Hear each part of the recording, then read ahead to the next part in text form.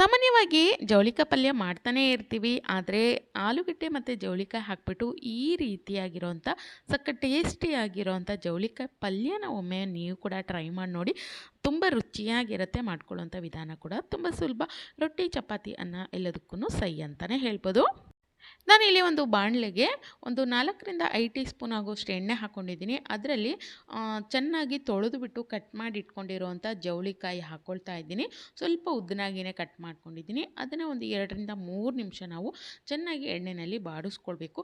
ಬೇಕಿತ್ತು ಅಂದರೆ ನೀವು ಎಣ್ಣೆ ಹಾಕ್ತೇನೆ ಹಾಗೆಯೇ ಬರೀ ಡ್ರೈಯಾಗಿ ಕೂಡ ಇದನ್ನು ಹಾಗೆಯೇ ಬಿಸಿ ಮಾಡ್ಕೊಂಡು ತೊಗೊಂಡ್ರು ಕೂಡ ತುಂಬ ರುಚಿಯಾಗಿರುತ್ತೆ. ಎಣ್ಣೆಯಲ್ಲಿ ಫ್ರೈ ಮಾಡಿಕೊಂಡ್ರೆ ಇನ್ನೂ ರುಚಿಯಾಗಿ ಟೇಸ್ಟಿಯಾಗಿ ಬರುತ್ತೆ.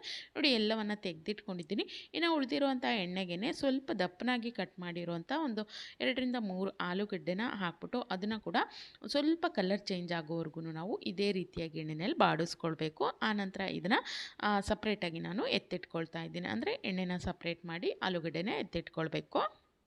ನೋಡಿ, ಇದನ್ನು ಸಹ ನಾನಿಲ್ಲಿ ಪ್ಲೇಟಿಗೆ ತೆಗೆದಿಟ್ಕೊಂಡಿದ್ದೀನಿ. ಇನ್ನು ಉಳಿದಿರೋವಂಥ ಎಣ್ಣೆ ಏನಿದೆ ಅದಕ್ಕೇ ನಾನಿಲ್ಲಿ ಒಂದು ಸ್ವಲ್ಪ ಸಾಸಿವೆ ಹಾಕ್ಕೊಳ್ತಾ ಇದ್ದೀನಿ. ಒಂದು 1/4 ಟೀ ಸ್ಪೂನ್ ಆಗುವಷ್ಟು ಜೀರಿಗೆ ಕೂಡ ಹಾಕ್ಕೊಳ್ತಾ ಇದ್ದೀನಿ. ಆನಂತರ ಒಂದು 8ರಿಂದ 10 ಬೆಳ್ಳುಳ್ಳಿಗಳನ್ನು ಸಿಪ್ಪೆ ತೆಗೆದ್ಬಿಟ್ಟು ಈ ರೀತಿ ಸ್ವಲ್ಪ ಕ್ರಷ್ ಮಾಡಿ ಜಜ್ಜಿಬಿಟ್ಟು ಹಾಕ್ಕೊಳ್ತಾ ಇದ್ದೀನಿ. ಈ ರೀತಿ ಹಾಕ್ಕೊಳ್ಳೋದ್ರಿಂದ ಅದು ಬಾಯಿಗೆ ಕೂಡ ಸಿಗುತ್ತೆ. ಇನ್ನು ಈ ರೀತಿ ಎಣ್ಣೆಯಲ್ಲಿ ಚೆನ್ನಾಗಿ ಫ್ರೈ ಮಾಡೋದ್ರಿಂದ ಒಂದೊಳ್ಳೆ ಘಮ ಇರುತ್ತೆ. ಟೇಸ್ಟ್ ಕೂಡ ಪಲ್ಯದ್ದು ತುಂಬ ಅಂದರೆ ತುಂಬಾ ಚೆನ್ನಾಗಿ ಬರುತ್ತೆ. ಹಾಗಾಗಿ ಮೊದಲು ಬೆಳ್ಳುಳ್ಳಿ ಹಾಕಿಬಿಟ್ಟು ಚೆನ್ನಾಗಿ ಇದನ್ನು ಫ್ರೈ ಮಾಡ್ಕೊಳ್ತಾ ಇದ್ದೀನಿ. ಈ ರೀತಿ ಸ್ವಲ್ಪ ಕಲರ್ ಚೇಂಜ್ ಆಗಬೇಕು. ಆನಂತರ ಒಂದೆರಡು ಸಲ ಆಗುವಷ್ಟು ಕರಿಬೇವಿನ ಎಲೆಗಳನ್ನು ಹಾಕ್ಕೊಳ್ತಾ ಇದ್ದೀನಿ. ಇನ್ನು ಅದ್ರ ಜೊತೆಗೇ ನಾನಿಲ್ಲಿ ದೊಡ್ಡ ಸೈಜಿನ ಈರುಳ್ಳಿನ ಸಣ್ಣದಾಗಿ ಕಟ್ ಮಾಡಿ ಹಾಕ್ಕೊಳ್ತಾ ಇದ್ದೀನಿ.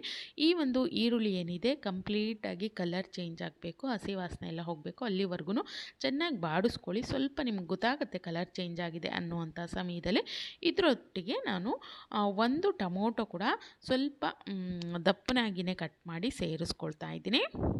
ಇನ್ನು ಟೊಮೊಟೊ ಹಾಕಿದ್ಮೇಲೆ ಅದನ್ನು ಕೂಡ ನಾವು ಒಂದು 2 ನಿಮಿಷ ಈ ರೀತಿಯಾಗಿ ಫ್ರೈ ಮಾಡ್ಕೊಳ್ಬೇಕು. ಅಂದರೆ ಟೊಮೊಟೊದು ಕೂಡ ಹಸಿ ವಾಸನೆ ಎಲ್ಲ ಹೋಗಬೇಕಲ್ಲ, ಹಾಗಾಗಿ 2 ನಿಮಿಷ ಫ್ರೈ ಮಾಡಿಕೊಂಡ ಆ ನಂತರ ಮತ್ತೆ 1 ನಿಮಿಷಗಳ ಕಾಲ ಅದ್ರ ಮೇಲ್ಗಡೆ ಮುಚ್ಚಳವನ್ನು ಮುಚ್ಚಿ ನಾನು ಬೇಯಿಸ್ಕೊಳ್ತಾ ಇದ್ದೀನಿ. ಈ ರೀತಿ ಮಾಡ್ಕೊಳ್ಳೋದ್ರಿಂದ ಟೊಮೊಟೊ ಅನ್ನುವಂಥದ್ದು ತುಂಬ ಬೇಗ ಸಾಫ್ಟ್ ಆಗುತ್ತೆ. ಹಾಗಾಗಿ ಇದು ಸ್ವಲ್ಪ ಮೆತ್ತಗಾಗಿದೆ. ನೋಡಿ, ಚೆನ್ನಾಗೊಮ್ಮೆ ಮಿಕ್ಸ್ ಮಾಡ್ಕೊಳ್ತಾ ಇದ್ದೀನಿ.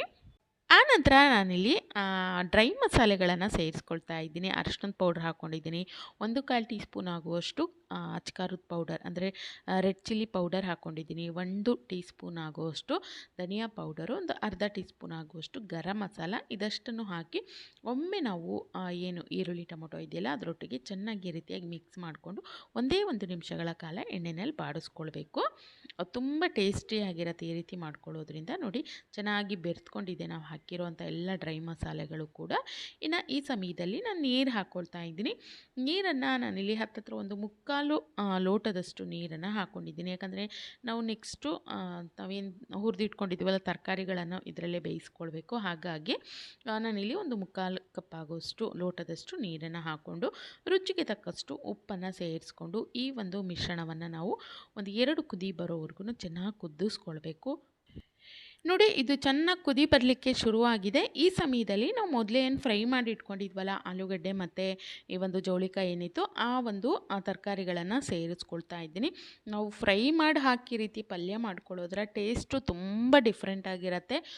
ತುಂಬ ಅಂದರೆ ತುಂಬಾ ಚೆನ್ನಾಗಿರುತ್ತೆ. ಖಂಡಿತ ಈ ರೀತಿಯಾಗಿ ನೀವು ಕೂಡ ಒಮ್ಮೆ ಟ್ರೈ ಮಾಡಿ ನೋಡಿ. ಅದರಲ್ಲೂ ಜವಳಿಕಾಯಿ ಒಟ್ಟಿಗೆ ನಾವು ಆಲೂಗಡ್ಡೆ ಹಾಕಿರೋದ್ರಿಂದ ಇನ್ನಷ್ಟು ಟೇಸ್ಟಿಯಾಗಿರುತ್ತೆ. ಇನ್ನು ಕೊನೆಯಲ್ಲಿ ನಾನು 1/2 ಟೀ ಸ್ಪೂನ್ ಆಗುವಷ್ಟು ಶೇಂಗಾನ ಹುರಿದ್ಬಿಟ್ಟು ಸ್ವಲ್ಪ ತರಿಯಾಗಿ ಪೌಡರ್ ಮಾಡ್ಕೊಂಡಿದ್ದೀನಿ. ಇದು ಒಂದು ಒಳ್ಳೆ ಟೇಸ್ಟನ್ನು ಕೊಡುತ್ತೆ. ಖಂಡಿತವಾಗ್ಲೂ ಸೇರಿಸ್ಕೊಳ್ಳಿ. ಶೇಂಗಾ ಹುರಿದಿರೋ ಅಂಥದ್ದನ್ನು ಪೌಡರ್ ಮಾಡಿ ಹಾಕ್ಕೊಂಡಿದ್ದೀನಿ. ಆನಂತರ ಒಂದು 2 ಹಸಿರು ಮೆಣಸು, ಬೇಕಿತ್ತು ಅಂದರೆ ನೀವು ಕಟ್ ಮಾಡಿ ಅಂದರೆ ಮಧ್ಯದಲ್ಲಿ ಸೀಳು ಹಾಕ್ಕೊಳ್ಬೋದು. ನಾನು ಇಡಿಯಾಗಿಯೇ ಹಾಕ್ಬಿಟ್ಟು ಮುಚ್ಚಳವನ್ನು ಮುಚ್ಚಿ ಇದನ್ನು ನಾನು ಒಂದು 5-6 ನಿಮಿಷಗಳವರೆಗೆ ಕುದಿಸ್ಕೊಂಡಿದ್ದೀನಿ ಮೀಡಿಯಮ್ ಫ್ಲೇಮಲ್ಲಿ. ಈ ರೀತಿ ಮಾಡ್ಕೊಳ್ಳೋದ್ರಿಂದ ತುಂಬ ಬೇಗನೆ ಬೆಂದು ಬಿಡುತ್ತೆ ನಾವು ಹಾಕಿರೋಂಥ ತರಕಾರಿಗಳು. ಯಾಕಂದರೆ ಮೊದಲೇ ನಾವು ಎಣ್ಣೆಯಲ್ಲಿ ಫ್ರೈ ಮಾಡಿದ್ವಿ, ಅರ್ಧ ಭಾಗದಷ್ಟು ಬೆಂದಿರುತ್ತೆ. ಈ ಸಮಯದಲ್ಲಿ ಕೂಡ ಮುಚ್ಚಳವನ್ನು ಮುಚ್ಚಿ ಬೇಯಿಸ್ಕೊಳ್ಳೋದ್ರಿಂದ ಇನ್ನರ್ಧ ಭಾಗ ಬೇಯುತ್ತೆ. ಬೇಯೋ ತನಕನೂ ನೀವು ಇದನ್ನು ಮುಚ್ಚಳವನ್ನು ಮುಚ್ಚಿ ಬೇಯಿಸ್ಕೊಳ್ಬೋದು. ನೋಡಿ, ಕೊನೆಯಲ್ಲಿ ಸ್ವಲ್ಪ ಕೊತ್ತಂಬರಿ ಸೊಪ್ಪನ್ನು ಸೇರಿಸ್ಬಿಟ್ಟು ಇದನ್ನು ಮಿಕ್ಸ್ ಮಾಡ್ಕೊಳ್ತಾ ಇದ್ದೀನಿ. ಸಖತ್ ಟೇಸ್ಟಿಯಾಗಿರುವಂಥ ತುಂಬ ಫಾಸ್ಟಾಗಿ ಮಾಡ್ಕೊಳ್ಳೋ ಅಂಥ ಆಲೂಗಡ್ಡೆ ಜವಳಿಕಾಯಿ ಪಲ್ಯ ಅನ್ನುವಂಥದ್ದು ರೆಡಿಯಾಗಿದೆ. ಈ ರೀತಿಯಾಗಿರೋಂಥ ಪಲ್ಯನ ನೀವು ಕೂಡ ಒಮ್ಮೆ ಟ್ರೈ ಮಾಡಿ ನೋಡಿ. ಖಂಡಿತವಾಗ್ಲೂ ತುಂಬ ಅಂದರೆ ತುಂಬಾ ಇಷ್ಟ ಆಗುತ್ತೆ.